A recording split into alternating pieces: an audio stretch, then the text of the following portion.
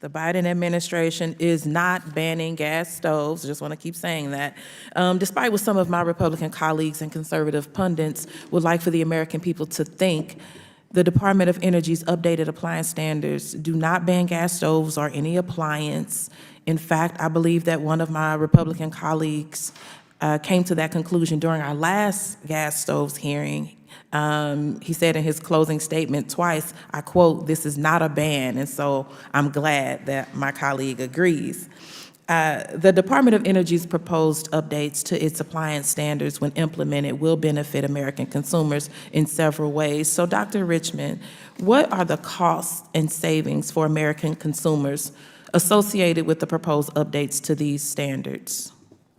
Well, they're substantial, and for example, the gas stoves would take 33% less fuel in order to run them. In 30 years, they save in electricity enough for $19 million homes, and also can save consumers $2.3 billion on their energy bills in that time. So it's significant savings. It's significant savings, and in fact, the estimate is that over the lifetime of the gas stove, somewhere on the order of $45 for the gas stove in the energy, in terms of their energy savings.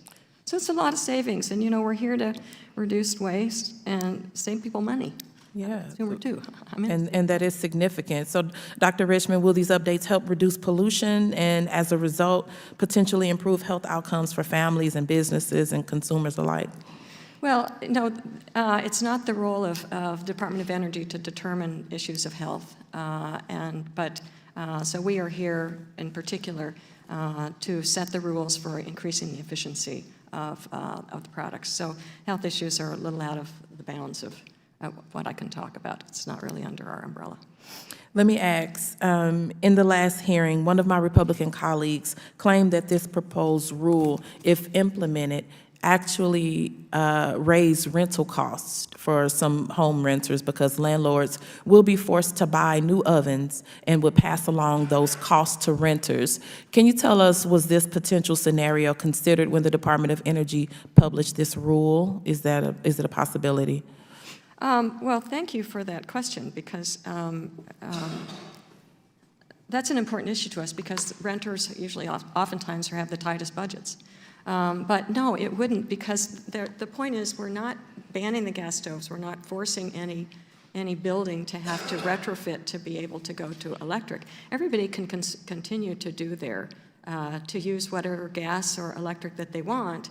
So there's no reason for a building to require its renters to change to electric.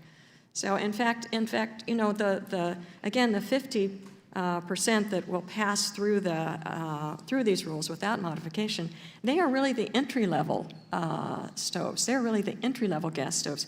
And from my perspective, those are the usually ones that are in the rental units too. So they're actually doing quite well with regards to this rule. So just to be clear, can the Department of Energy go into people's homes or businesses and take away their stoves or any other appliances? Is there anybody peeking in? No, we're not. And we're not in the business of it. We're not yanking anything out. But, that aside, I think it's important to get across the point that we want people to be able to choose what they want to choose. But when they choose it, we want to make sure that it's the most efficient appliance that they can get. That's the point. And thank you for confirming what congressional Democrats have been saying, that the Biden-Harris administration is not banning gas stoves. With all of these described benefits, I fail to see why my colleagues across the aisle would be opposed to new Department of Energy efficiency standards. These updated regulations are not an attempt to ban or take away appliances like gas stoves, light bulbs, or dishwashers from small businesses or from families. These updated standards would improve the efficiency of appliance. They would reduce harmful impacts to consumers and the environment and help families and businesses save money on their utility bills. Thank you for being here, Dr. Richmond, and I yield back.